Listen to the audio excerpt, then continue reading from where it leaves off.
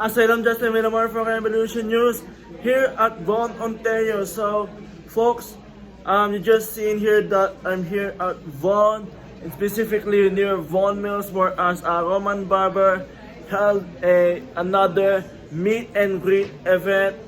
And what of course here, folks, is that people showed up, and of course they came here for type of specific reasons. Is that one for the most to ask him questions on very hot, compelling issues such as of Bill 100 being passed, and of course Bill 67, which is consisting of critical race theory, and of course to hear what he has to say. And what of course here, folks, is that, well, for surely as of right now, people are initially talking to Roman Barber and taking pictures with him. And well, for the most of primary stuff here, folks, is that, well, for surely here is that, as per the usual things, is that well, people lining up in this particular meet and greet to specifically talk to Roman Barber, and of course get that type of exclusive moment with him. But of course here, folks, we're gonna actually try to see what else is going on here as of right now. Staff is gonna pass some membership forms. Everyone who lives in your household over the age of 14 is eligible to vote. You don't need to be a Canadian citizen to be registered with the Conservative Party of Canada. You need to be a permanent resident and over 14 years of age. I would just propose to give a stack and send it down for anybody that would like to register today. We'll happily take your application and submit it to the party. Next question, sir. Yeah, first I'd like to say thank you for speaking up when it wasn't safe for your vote to very few votes. That's why I guess we're all here.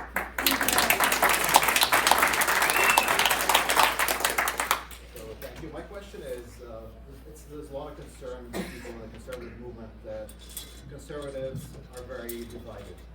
And Yeah. there's been people who were either left the Conservative Party or were let go for whatever reason. Do you intend to at least contact these people despite any differences that may exist? To 100%. at least have a conversation, try to unite conservatives so we don't, offer the liberals split votes and make them win again? Just I have no intention of trying to win the leadership of the party so we can lose the general election. None. And we're not going to win the general election without a strong, united, and vibrant Conservative Party of Canada. It will not happen. So yes, I intend to unite our party. The first thing I will do is I will turn to everyone who voted for a different party the last time around, and I will apologize to them. To all of you that decided not to vote Conservative this time and voted for another party, I'll say I'm sorry that the Conservative Party did not stand up for you against lockdowns, against passports, or against what your neighbor has been subjected to. I'm sure many people in this room, I know many Canadians, many people on my staff that feel that, their life hasn't changed significantly, but they're just standing up for other Canadians because they believe for what is right. So we will apologize and we will ask them to come back. The second thing I'll do is I'll go to Western Conservatives and I'll say, look, just like all Western Canadians, you need to be accepted and welcomed into the conversation. There's life west of Ontario, for real. And unfortunately, the West, they belong to our confederation anymore, and I find that unacceptable. And the best way to do that is not just to let them be heard, but allow them to work. Let them work, and that means allow them to develop Canada's natural resources, allow them to grow, allow them to flourish. That's pretty much what they're asking for, and treat them fairly. And finally, democracy. The premise of my run is restoring democracy in Canada, and you can't restore Canada's democracy without restoring democracy in the Conservative Party of Canada, and that means that views are accepted. I'm a very good example of lack of democracy in the conservative movement, and I will never subject anyone to that. Social conservatives, for instance, have been mistreated by our party for decades now, right? I don't always agree with my socially conservative friends. I'm not sure that government has a role in how people start and grow their families. I don't think you pay me for that. Test a nomination because of someone's views. It doesn't mean that I'll prevent someone from introducing legislation. That's your inherent right as a parliamentarian. I will always protect that. And finally, I will protect people's ability to vote their conscience. I was made to vote against my conscience, and I will never subject a member of parliament to that. And I will ensure that when it comes to votes on matters of conscience, it will always be a free vote.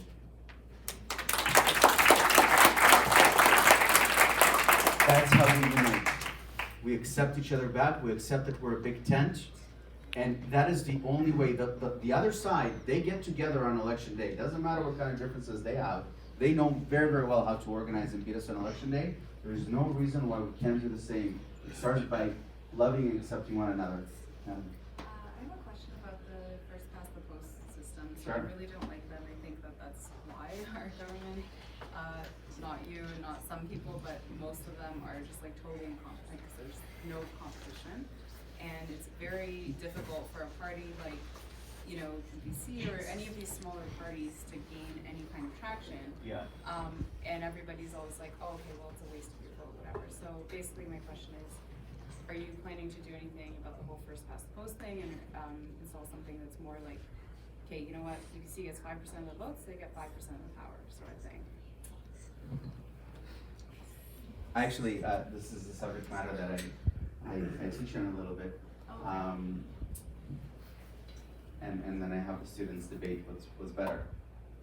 There are some issues with proportional representation.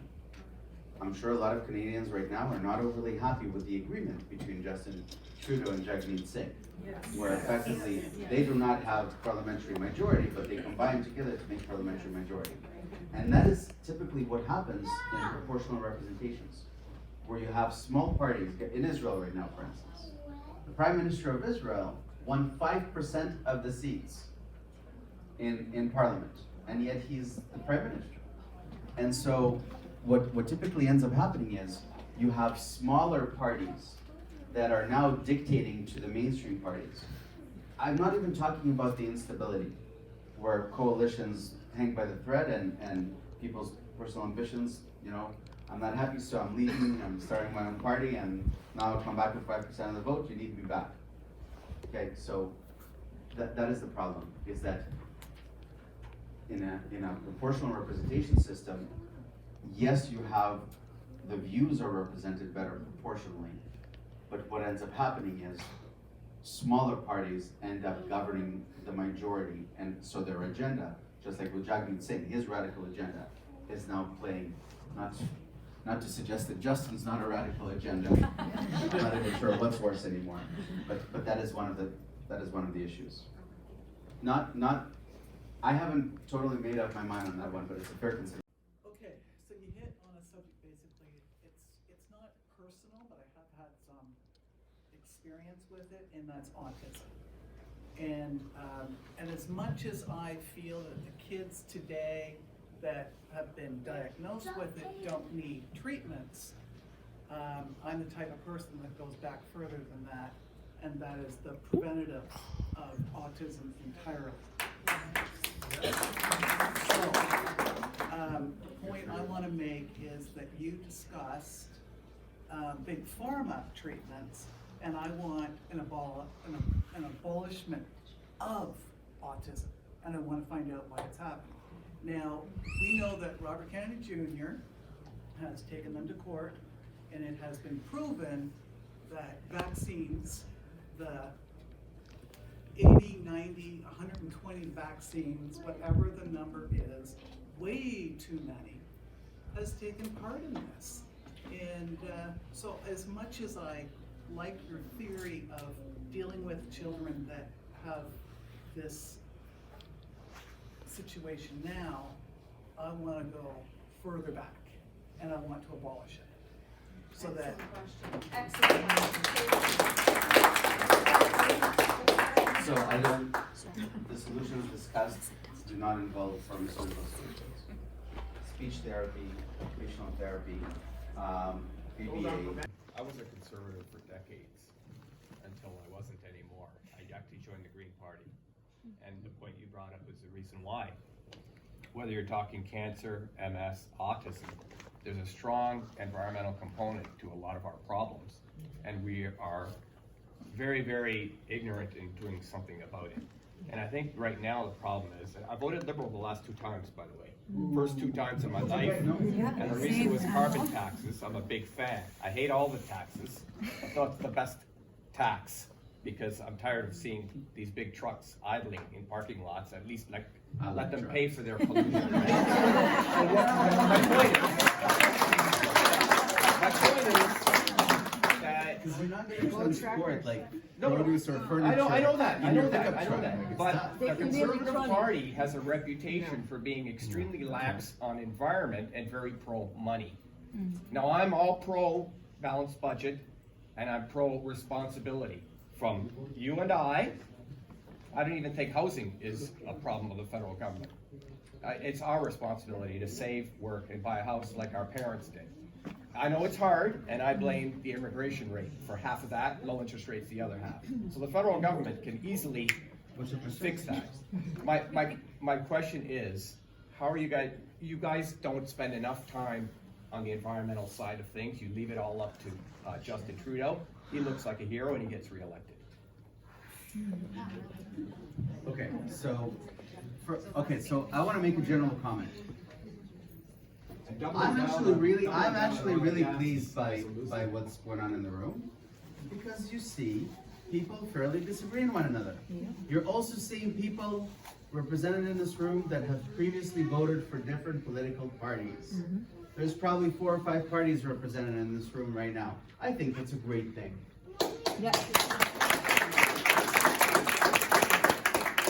And you and I might disagree on the carbon tax, and that's okay too. I'm still going to ask for your vote. I'm going to communicate to you very clearly, just like I'll communicate to the news media, and I will not be scared. The thing is, I want you to win. I'm not. I thought you were on the right side. No, 1 second. We're not going to compromise our principles, because that's what we do. We try to win as conservatives, and then people don't know who we are, and then we lose. Excuse me, I'm responding to you now. I'm going to respond to you now. I think Canada is responsible for less than 1.5% of the world's emissions. We make it up. We have so much tree. We're blessed with so much tree in Canada. It's not even clear that we have a net effect of emissions.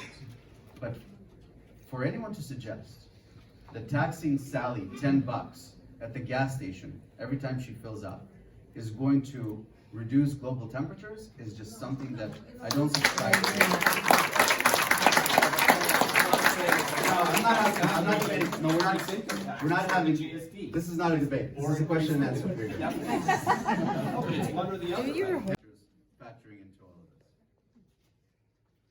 Okay, I had McDonald's yesterday.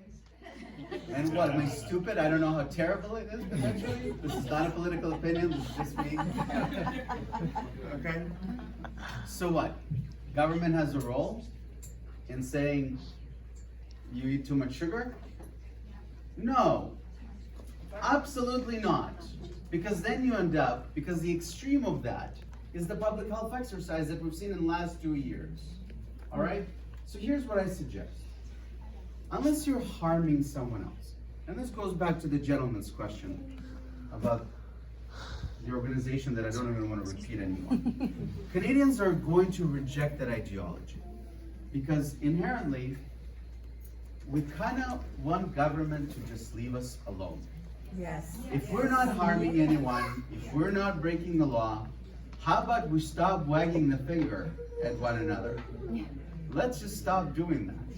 And have government leave us alone. That's, I think, how we're going to get around this hateful ideology. And I'm not about to tell Canadians how to live their lives. I love Canadian trees. I love Canadian water. I love Canadian clean air. But I don't think that we should compromise Canada's competitiveness around the world and allow rogue regimes and other regimes to come out ahead of us and support the environmental damage they do in other places. Like I said it during my remarks, developing energy is not just great for our strategic interest and our economic bottom line. You asked a question about the economy. We're never, saving will not do enough. You have to make it up on the revenue side of the ledger as well, and God forbid not with taxes. Yeah. So you're pro But, all excuse me, but with a very aggressive plan. Speaking of that, I'll just conclude with the following. I don't know who you are or what you do. I don't care.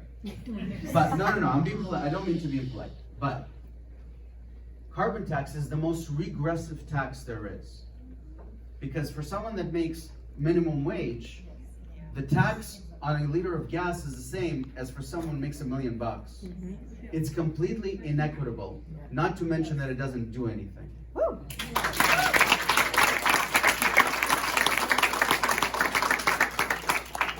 They always say you gotta put in some other, so I'll give you what you guys want. I know the deal. We want him to be able to talk to you guys individually. Yes, I will take some pictures. I'm thinking of you guys. I have to be out of here like hard out by 7:45 for me to make 3 Zoom calls that I still have to do tonight. That's another thing, these damn Zoom calls. Yeah, damn Zoom calls. Whatever happened to people talking to people? I know. Okay. So listen up. First of all, you can't give me a vote, and I can't win this unless you register your families and friends, and you do it at joinroman.ca/now. Okay. And the other thing that I must mention is, okay, you know that in order to register, so my application to run has been approved. Good. They got it. But I have another hurdle, which is I have to pay the party the registration fee to get on the ballot. Trivia question: who knows how much is the registration fee that I have to pay the Conservative Party? $300,000. 300,000. Oh, You win. Yeah, 300,000. I know. I have to pay the Conservative Party $300,000 to be on the ballot. That is the price of democracy. How close are you to That's this number? that's the price of your Yeah, so registration, not democracy. That's Okay. another issue. But next, Roman, you have no idea how much we want to love you. You have no idea. We do love you. We want to love you. Such Your a words hard- are perfect. We want to love you. You Such got to a get that. hard crowd. Just wait. Just wait. Why not? When you become prime minister, you're going to realize what you're going to walk into. So I'll tell you what. Actually, that's a serious question. Right. That I want to take. Thank you. So I made a commitment to myself Of course. that if I ever feel that I can't be truthful with you anymore, or if I feel that I'm compromised, that will be my last day in politics.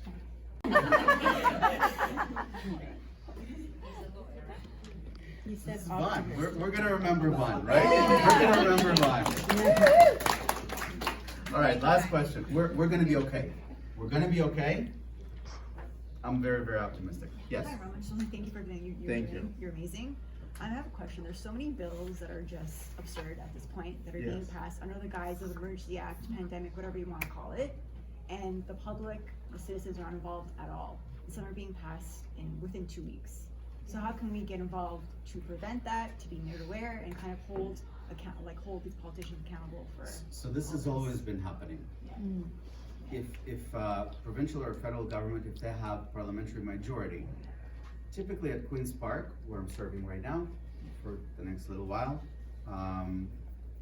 a bill can pass within 5 to 6 business days. And in the federal government, it's a little trickier, but it still passes. It's just that the public never been so aware of what is actually happening. And second of all, the erosion of our democracy has never been so much on display. Yes. And so now we're following because we've all been suffering from government. So we want to know what they're up to. And I just don't understand why they're not letting up. Bill 100 passed a couple of days ago, allowing effectively the government to suspend, to take away licenses stickers, CVR registrations without a trial. We have, yeah, so like the foreign government is seeking to protect international and strategic economic places from protest. So that's just like borders or certain areas? Yeah, certain So strategic, it didn't get expanded to just anybody protesting? not out here in the parking lot. Not yet. Not yet, exactly. Right, so, but there's absolutely no reason, because once, we're talking about enforcement. So why should you not have due process? Why should you not have rule of law? Why should you not have presumption of innocence before they take away your ability to make a living? It doesn't matter whether it's strategic or not strategic, the offense already happened. Give people due process. Bill 67, thankfully, the critical race theory bill will not go through.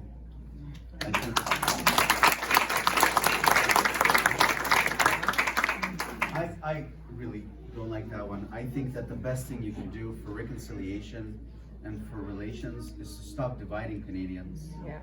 And the worst thing we can do is when we teach our children that they can succeed because of who they are. That's the worst thing you can do to a child. So thankfully that was just a symbolic vote. What can you do? Look, I'm offering a sensible alternative here.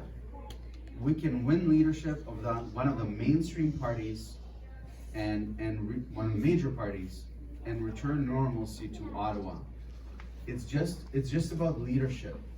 It's not what kind of mousetrap you're gonna invent to protect yourself from this happening again. You can't.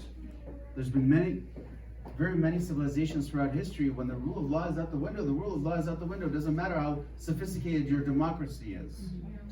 Try to get someone who you believe will do their best to defend that democracy. Identify the issue and you don't get kicked out of caucus, like I got kicked out of caucus for calling out a problem. Then you have to craft a solution. So you come up with a solution, but then you have all sorts of friction. You have stakeholders, voters, people that come and, say all sorts of stuff, and agitators and provocateurs, and you have lobbyists that effectively sell access. And they're not very sophisticated, and they're not very smart. They just happen most of them just happen to be on a campaign where they door knock for someone, and now they go and they join a lobbying firm and they sell access to that MPP or MP.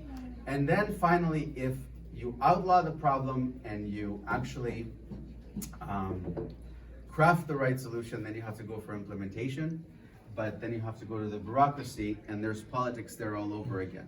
Because they're not interested in helping you, they have their own agenda. They have seniority, they don't have meritocracy.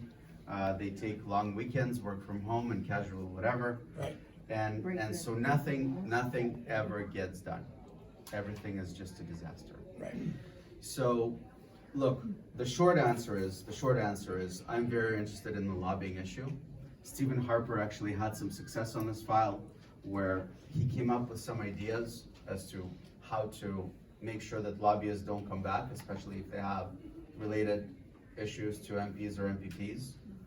I don't have a proposal on this yet. I will think about this a little bit more. I'm familiar with this issue very, very well. I don't think that you need a lobbyist generally. I don't understand why you have to have a lobbyist instead of having a stakeholder person that basically tenders opinion from people in industry. But I think that the answer to your question is a cultural change. It depends on leadership.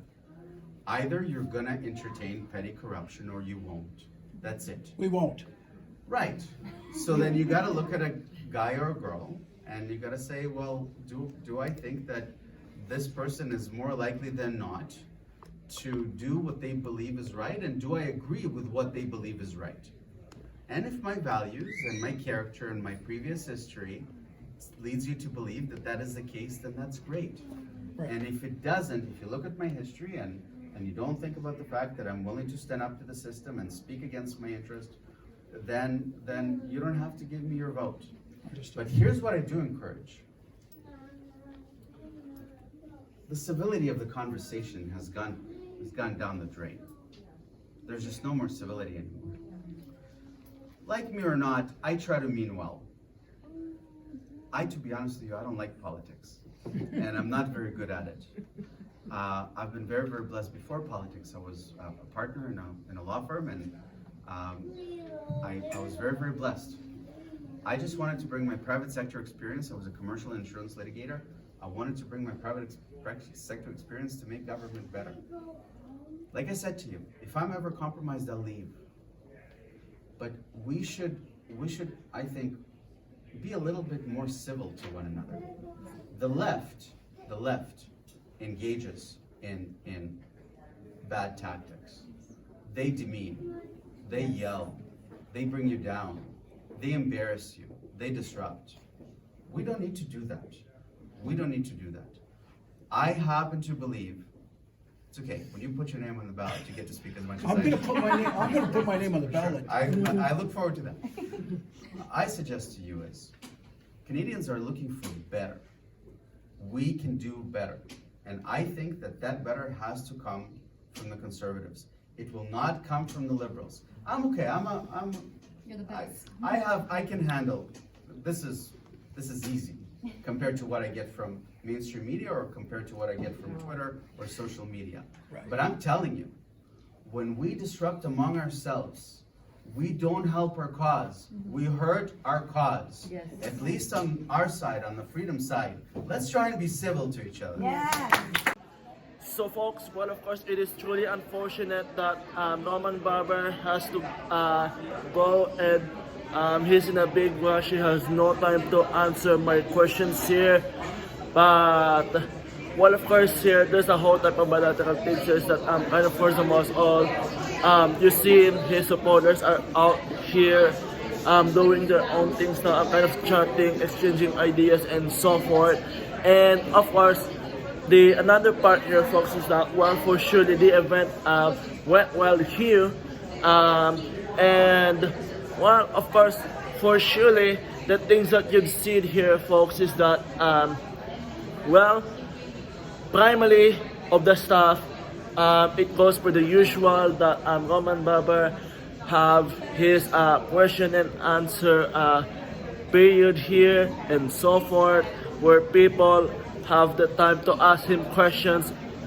But well, for surely there's a whole type of things where he actually said that if you voted for another party, he's gonna apologize to you for actually not being there, for you kind of not standing up enough for your values and so forth during the past 2 years.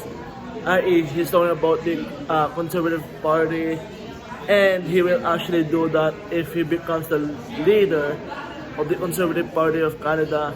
Plus, he also said that he will resign as a leader if he actually becomes compromised. But of course, that's the thing that we need to actually see here, folks. If Roman Barber will truly uphold his words. For Revolution News, I'm Asylum Justin Villamor. Hey there folks, please support my work here on Revolution News on covering the Conservative leadership election by making a donation at donorbox.org/conservative leadership election. That's donorbox.org/conservative leadership election. And you know what, here folks, I truly appreciate all of your wonderful donations, because your donations will help me cover this type of stories here. Thank you so much.